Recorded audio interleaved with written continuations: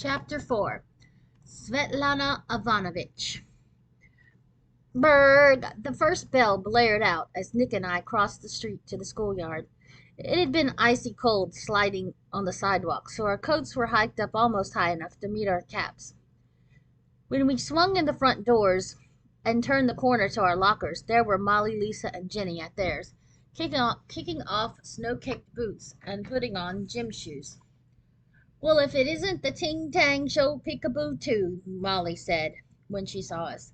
Lisa and Jenny giggled. "Did Mr. Starr make it back today?" Nick asked Molly, unzipping his coat.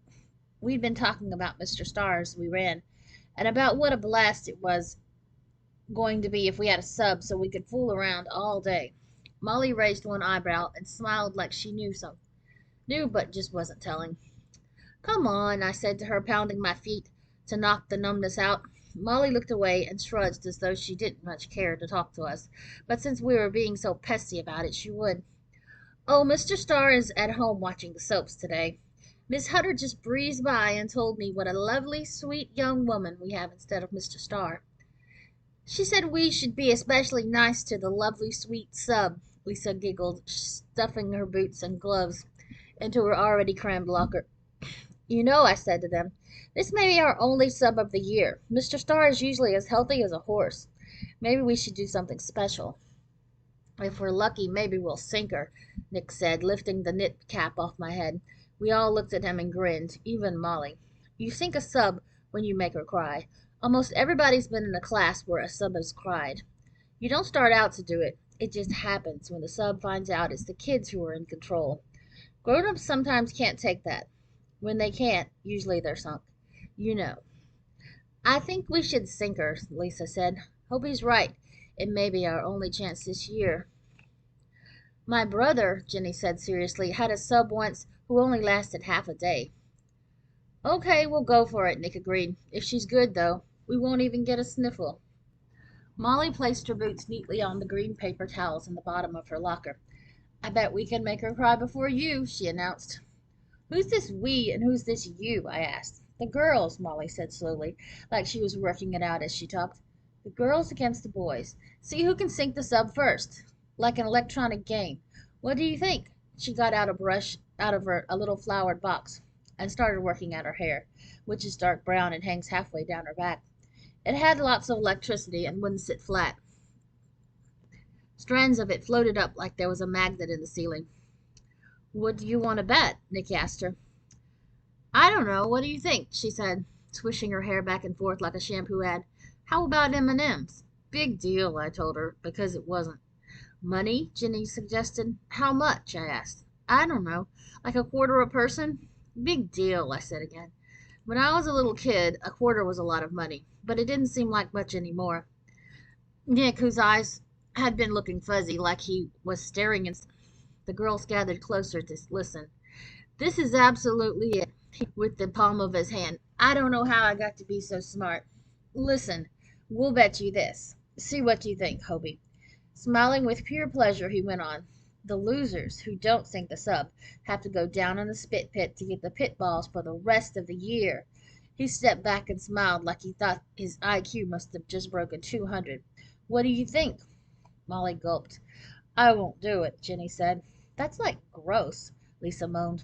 "I don't know," Molly told him. "Why not? Think you can't win?" Nick asked her. "Sure we can win," Lisa said, but she didn't sound all that sure. "Look, if you want to back out of it," I started, but Molly couldn't take it. "No fair dropping the ball down on purpose," she said, and the girls looked at her as like they thought she was bananas even thinking about a bet like that. "Right," I told her. "Only if it's kicked there during a game." I could just see the girls marching out every day and tossing the ball first thing into the spit pit, and then leaning back and making the boys fetch it like Irish setters. "Right," I said again. That's what she was imagining too, I guess, only the other way around. The girls got in a huddle, whispering, but we could hear Molly tell them how much better they were than we are and like that, and pretty soon they all three turned to us with their heads cocked back, smirking. "Okay," Molly said, "we'll do it. Too bad for you." Nick looked at me. "Well?" I could tell he really wanted to. "Just for today?" I asked.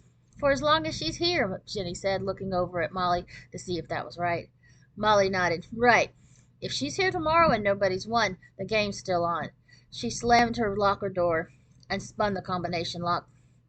If we do this, we've got to have some rules, Nick told her. He opened up his red notebook and got out a pencil. One, no torture. You can't bend her arm behind her back or close the window on her fingers. Things like that.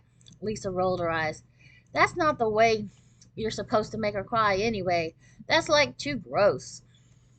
I think the only rule we need, Molly said, is that nobody can say anybody else is lying. I mean, if I say I'm Jenny, so everybody will laugh at the sub when she calls me Jenny and Jenny me, it's not fair to say that I'm not, if you know what I mean. Jenny smiled. She looked pleased that Molly wanted to be called her. Or, Lisa said, if Marshall happens to land a paper jet on the sub's long, pointy nose, none of the girls will tell who shot it. It was almost time for the last bell, and the girls were standing there ready to leave, shifting their feet, waiting for us to answer. Nick and I looked at each other, then we looked outside. The snow that was falling as we walked to school was coming down faster now. It was a gray, boring Thursday. Why not? I guess, I said. Sure, Nick told Molly, if you think you can make the rest of the girls do what they have to when they lose. Ha, Lisa said. We won't lose. Molly laughed. They'll do what I say, don't worry. And remember, telling isn't fair. That's the rule. Pass it on. Anybody who does gets the silent treatment for the rest of the year, until June. Nobody will say a word to them, not one word. Pass that on, too. Molly had organized a silent treatment last spring against this kid, Marilyn, who Molly said was totally sick. And Marilyn's mother had gotten mad and called Miss Hutter, and Miss Hutter had had the guidance counselor come to our room. He had talked to the whole class about being nice. We'd had this big class discussion without anybody naming names. Anyway, this year Marilyn is in 4A, probably on purpose. Nobody wants Molly against them.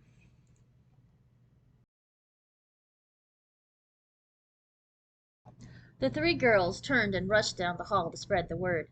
The last bell rang as Nick and I were hanging our coats in our lockers. So we hurried down toward the stairs to the fourth grade hall. I'll write a note and pass it around so everybody will know what we're going to do, Nick said as we ran. Do you know what we're going to do? I asked him. Do you think all the guys will do it with us? I don't know. It'll be a blast, though, he said, and I had to laugh because I knew it would. There was noise coming out of both fourth grade rooms, which wasn't surprising because now both classes had subs. From where we stood, theirs sounded much louder than ours. We peeked in 4A to see why. Their sub was talking to this kid at the front of the class. The kid was waving his arms in the air, probably explaining how a panther had dropped him from a tree on the way to school and he needed to go to the nurse or, if that wasn't possible, the resource center. Everybody was milling around. Their sub was nothing special. Middle height, middle hair, middle age, gray dress, plain vanilla. We looked in our room to size it up. A lot of seats were empty. I wondered if some kids were going to be late. Everybody in 4B was at least sitting down. Molly and Lisa must have been waiting for us. They probably wanted witnesses. The sub was at the front of the room, studying something on the desk. When we came in, she looked up. Hello, boys, she said. Aren't you late? We stared at her from the back of the room.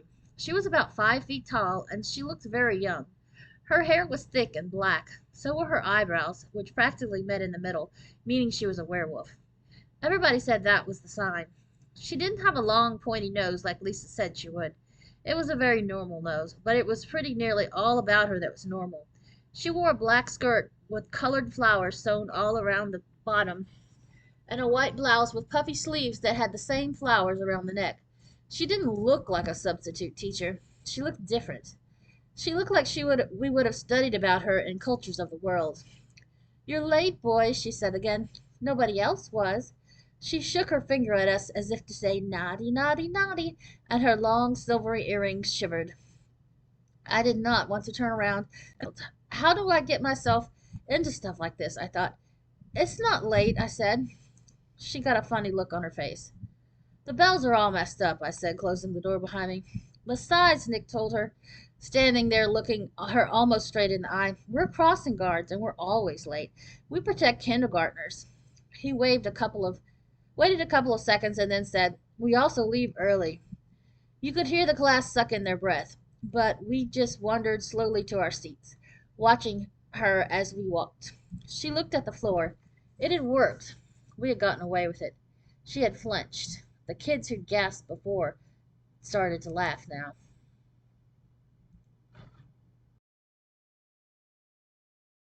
I smiled at Molly as I strolled along the windows and past her desk. Give up? I asked. She smiled back and stuck out her foot to trip me. I jumped over it easy, sank down in my chair right in front of her, and grinned. This was going to be fun. The sub smiled too. I guess she thought we were being friendly. Sitting on the edge of Mr. Starr's desk, she said carefully, I want to tell you who I am. My name is Svetlana Ivanovich. Now that is a very, very hard name to say, so I had better write it on the board. Then you can all see what it looks like. She was talking slowly in that baby talk voice some grown-ups use with kids, puckering her mouth into a little O. Kitchi kitchi goo.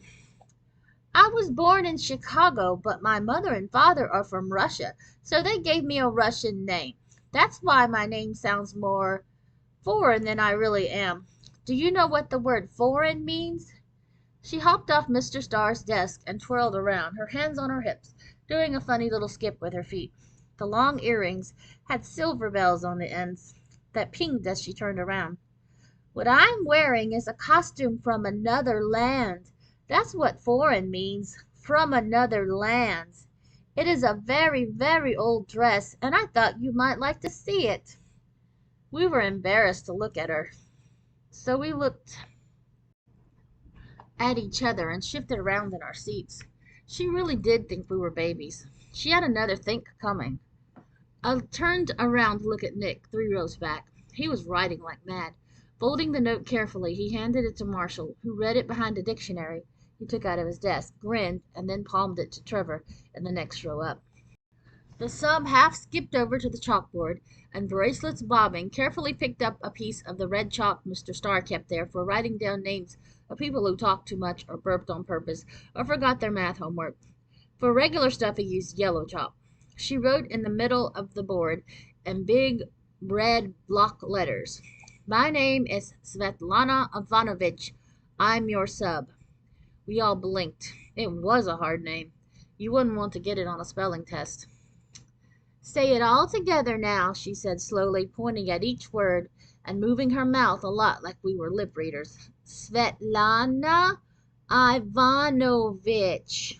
We mumbled along, barely opening our mouths, and then waited to hear her say, Again, class, you can do better than that. I know you can. But she didn't. A real teacher would have. So what do we call you? Molly asked without raising her hand. Svetlana? Oh my, no, the sub said, shocked. I don't think that would be right. Surely that's not done, is it? Then it has to be either Miss, Mrs., or Miss, Lisa said, jumping right in there. Are you married? No, no, She pulled at an earring like she wanted to have something to hold on to. Well, are you engaged? Jenny asked, glancing over at Molly to be sure she'd asked the right question. No, the sub smiled weakly, like she knew this wasn't the way classes were supposed to begin.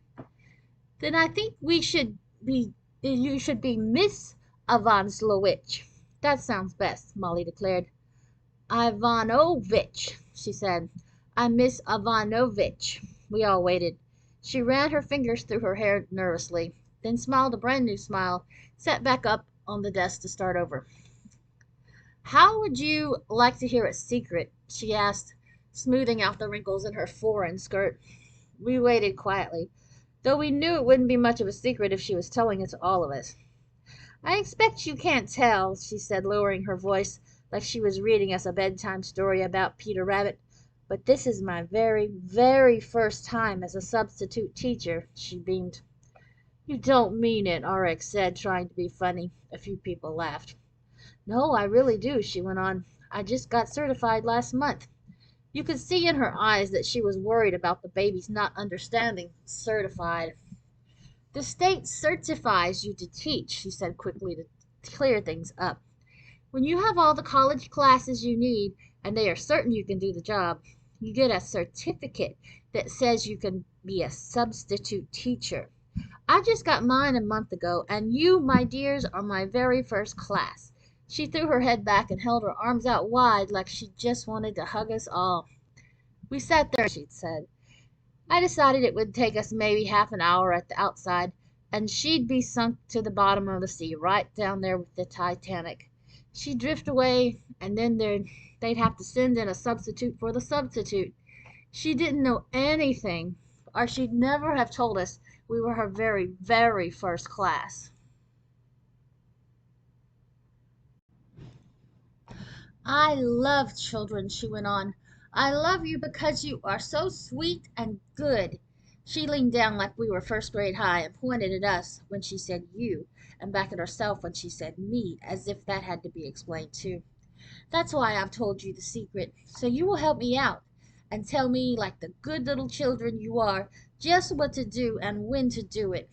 Then I will do well, and your principal will ask me to come back.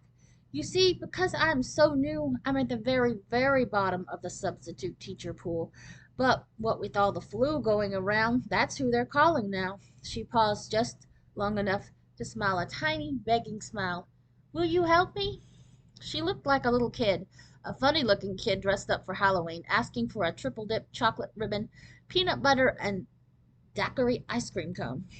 What was sad, she didn't even know she wasn't going to get it. Miss Ivanovich wasn't going to sink to the bottom of the sea, just get stuck at the front foot of the pool. I wondered if Nick and Molly felt a little sorry for her, too.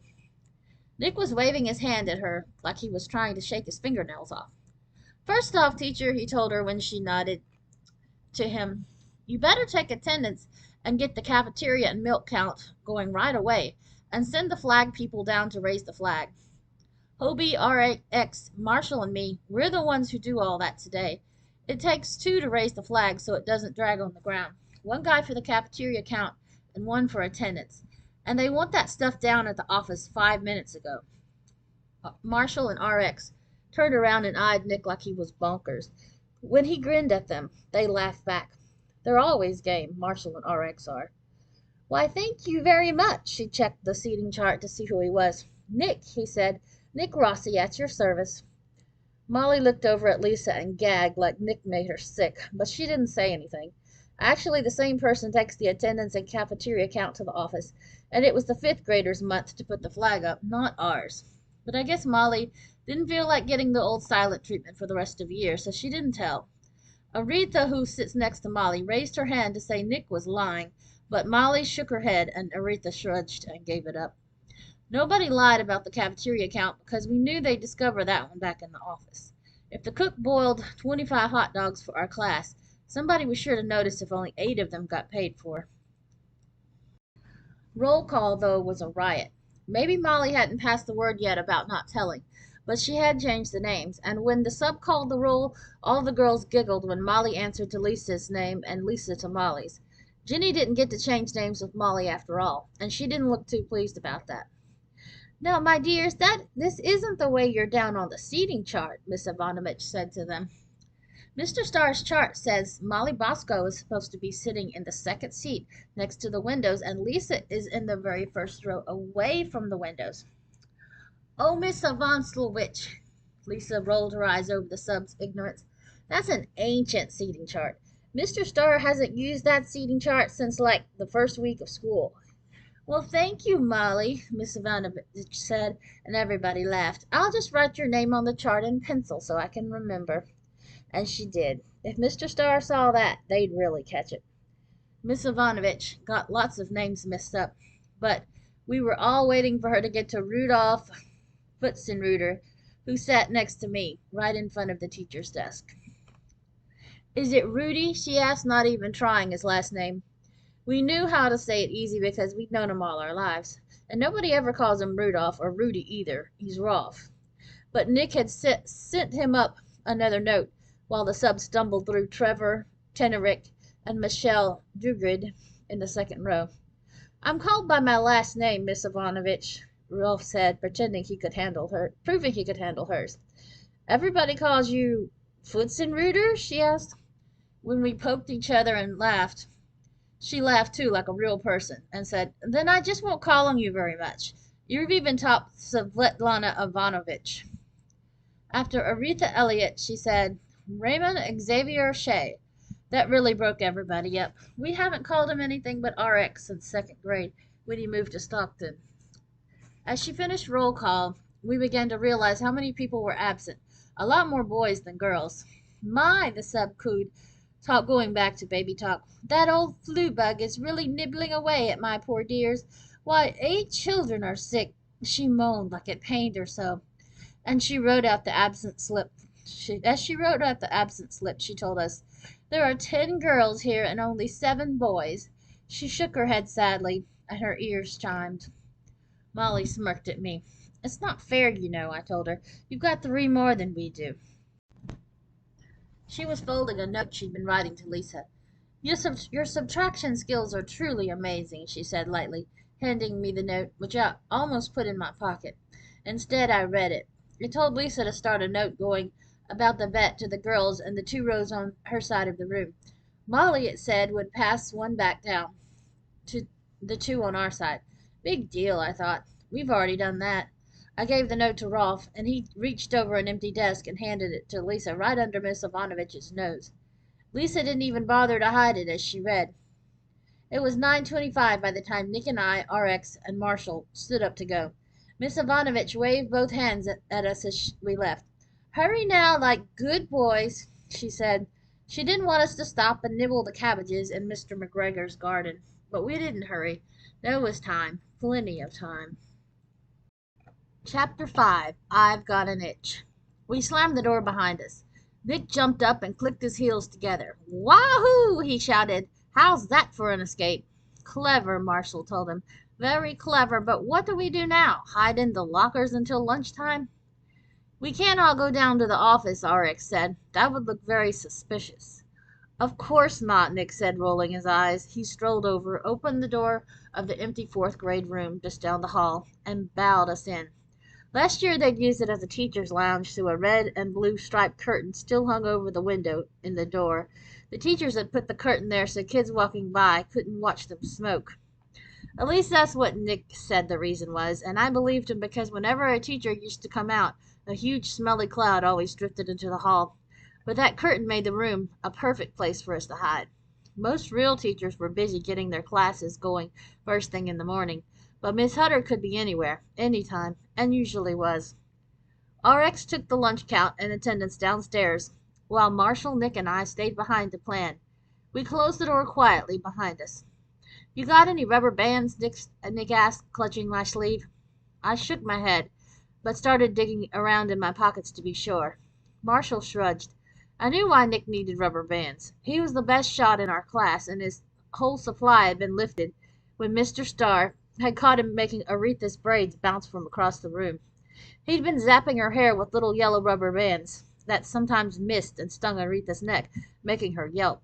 So those were gone, and Nick didn't have any in reserve. There weren't any rubber bands in my pockets. Mom turns the pockets of my jeans inside out before she washes them, and the ones I was wearing were hot out of the dryer when I put them on that morning. Mom has been hysterical about pockets ever since a few months ago, when I left one bright red and one violet red crayon in my pants, and they fell out of the dryer. The 2 crayons tumbled around for the whole hot cycle and melted all over my jeans and shirts and underwear and everything.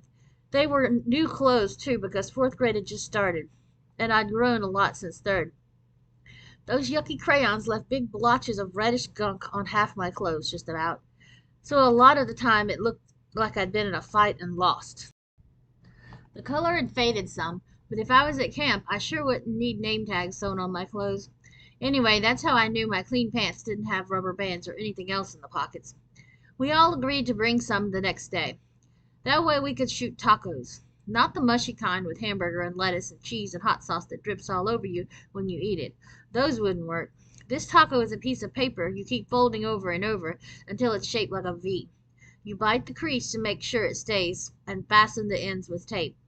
It ends up pretty small, about a ½ inch wide, and looks a little bit like a real taco.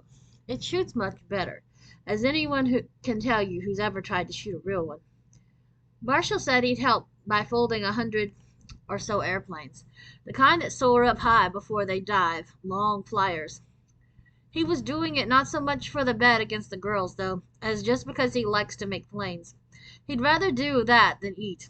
For sure, he'd rather do it than work long division problems or give his report on Australia.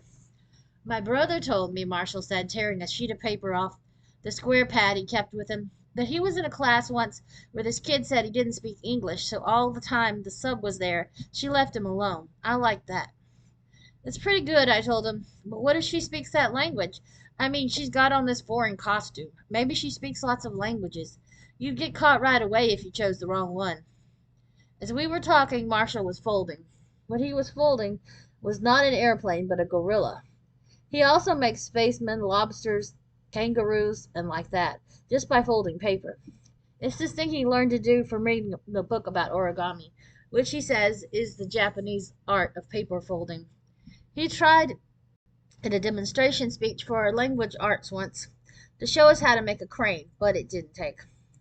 You tell the sub that I can't speak English, Marshall said. Then she'll leave me alone and won't suspect when I spend all my time folding. Tell her I can't speak anything but. First he grinned, and then he laughed out loud. Japanese. Japanese, I groaned. Listen, Marshall, I don't know, but I think there are very few very black Japanese, no kidding, very, very few. And even fewer very black Japanese who go around Stockton, Illinois, wearing orange shirts that say my mom and dad went to San Francisco and all I got was this lousy t-shirt. We have here a substitute teacher who doesn't know very much and thinks we are mere babies, but about this I think she just might suspect something. Marshall looked down at his orange shirt. So, he shrugged. He made a sharp crease in the paper, folded the gorilla's head over, and hung it on the edge of an empty shelf. It swung back and forth, but it didn't fall.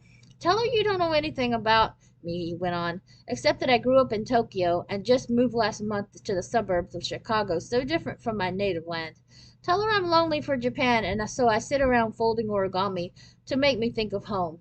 Tell her teachers make me nervous. Then she'll forget I'm there and I can produce whole convoys of planes. When she drops by to tell me what a good little foreign boy I am, I'll be working on a crane or something else Oriental, and she won't even guess. I promise not to crack. Listen, if we're going to have anybody speak only a foreign language, it should be Eugene Kim. He used to live in Korea, I told him. Wouldn't work, Marshall said. One, he can't make airplanes that fly worth anything, so what good would it do? Two, he's homesick today. Nick grabbed his shoulder. Listen, Esri, if you mess this up after we tell her you say all you say is here, since that's what you said when she was taking attendance, you've had it, and I mean that. Marshall just looked blank and blinked his eyes like he didn't understand a word Nick had said. I turned to Nick. Okay, so Marshall here folds 100 Japanese jets. Then what do we do with them? I mean, exactly what? Nick bit his lip and thought about it a while. Marshall sat cross-legged on the floor and folded another sheet of paper into a plane. When it was finished, Nick picked it up and skimmed it toward the windows. It glided and dipped like a dream.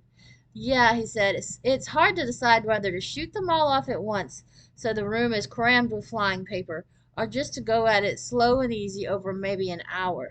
I think, he went on as he scooped up the landed plane, maybe we should throw slow at first, so she can't tell where they're coming from, and then bombard the air so fast she won't know what to do. That should drive her batty. Yeah, I agreed. And Batty is close to sunk. I mean, sure is better than the girl's dumb plan. I mean, what's so sub-thinking about changing names? That's nothing. I bet they won't have any good ideas at all.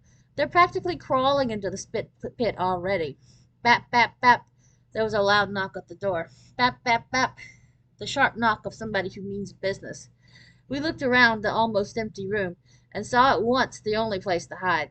Skidding across the waxed floor, we opened the closet next to the sink, packed ourselves in, and closed the door behind us fast as quiet as we could. But the knock came again. Bap, bap, bap. We heard the door of the classroom fly open and feet hurry in, sounding like they knew where they were going and why. It almost had to be Miss Hutter. She would open the closet door and see us huddled there, and then I couldn't even imagine what would happen next. She was headed straight toward us.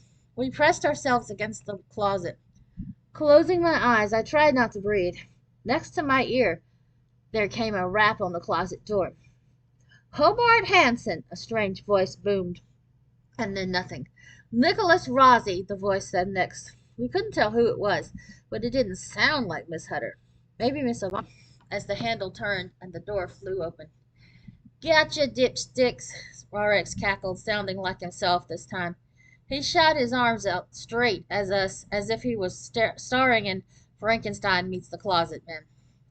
We felt more like the Three Stooges, scrunched up in the corners of that musty old closet that used to hold teachers' coats and wet boots and drippy umbrellas. RX didn't need to make us feel dumb like that. We chased him around the room, getting closer to the windows than hideouts should. We could have gotten him down on the floor and tickled the sweat socks off him, too, if we'd had time. Listen, you guys, I heard about something 4A did to their sub yesterday, RX said, waving us away so we wouldn't tackle him. And he whispered it to us as we opened the door and looked both ways to see if anyone was coming. No kidding, though. You think we're going to pull this off? I asked Nick as we reached the room. Only 7 boys, and one of them doesn't even speak the language. Opening the door to our room, we saw right away that something was wrong. For a long time, for a long second, it looked like nobody was there at all. Geez, maybe they're out looking for us, I thought. But first we heard their voices, and then we discovered them, all of them. They were on their knees. The whole class was crawling around on the floor except for Molly, who was scrunched in front of the chalkboard. She ducked behind the teacher's desk when she saw us. Careful, Miss Ivanovich called out in a high, shaky voice. She was kneeling with a couple of kids over by the pencil sharpener. She rose and tiptoed toward us, searching the floor at each step. Oh, do be careful where you walk. I looked at the floor, expecting to see a shattered jar of yellow paint, a smear of white paste, or maybe even a tile missing, with a vast hole opened up to the cafeteria below us. But nothing seemed to be strange about the floor at all. Jenny has lost the contact lens, Miss Ivanovich explained. It's one of the new kind that's made of something practically invisible like gelatin, and the poor dear is so upset. Jenny did look upset. Arms folded on her desk, she was resting her head on them, and her shoulders were shaking. I never even knew she wore contact lenses. We're helping her search, Miss Ivanovich went on, scanning the floor. Unfortunately, she doesn't know where she was when it dropped out. It could be anywhere underfoot. She fingered the flowers on her blouse nervously, dropped to her knees again, and craned her neck under a desk, jangling her jewelry. Jenny lifted her head, and I could see by her grin that her shoulders had been shaking with laughs, not tears. At the chalkboard, Molly picked up a piece of yellow chalk and wrote Boys 1, Girls 2. Nick looked at Molly's scoreboard, lifted his eyebrows, and poked Marshall, who started planting his feet firmly as he marched back to his seat. Watch out, young man, Miss Ivanovich called, and everyone snaking around the floor stopped to see what was happening. Young man, that contact lens is very fragile. I said very clearly it was fragile. Marshall didn't pay attention. Fragile means if you step on it, you'll break it, she yelled, not very patiently. Marshall turned around and looked sadly at her, but kept blasting up the aisle to his desk next to the bulletin board. He scraped the chair loudly as he sat. Miss Ivanovich blinked. She couldn't believe that dear boy was doing what she'd asked him not to do, especially when she'd been careful to explain the hard word. Oh, Nick said, snapping his fingers like he'd just remembered something. I bet you don't know about Marshall. The kids on the floor quieted down and stared at Marshall, trying to figure out what there was special to know about him. He bent toward his desk, tore a piece of square paper from his pad, and started folding. Marshall is Japanese, RX blurted out. Marshall turned his head away from Miss Ivanovich and winked at Trevor on the floor next to him. Trevor collapsed on his back and started kicking his feet. He was laughing so hard. Miss Ivanovich glanced quickly around the rest of the class. Most of them were laughing too. Then she stared at Marshall again. His face was turned away, so all she could see was his San Francisco t-shirt and springy black hair. It was true that even from the back Marshall didn't look Japanese. Miss Ivanovich smiled slightly as though she might laugh too. What RX means, Nick explained with a very straight face, trying to save us, is that Marshall just moved to Stockton from Japan last month. He lived there all his life, and he doesn't speak any English yet. Only a word or two, maybe 3. Before too long he'll start English lessons, but he likes it better now if you don't fuss. I tell you what, I'll look on the bottoms of his shoes to see if Jenny's lens stuck to either of them. He tiptoed toward Marshall's feet. What Marshall does, I went on with the story, is he sits at his desk all day and folds origami because that reminds him of home. Origami, I called.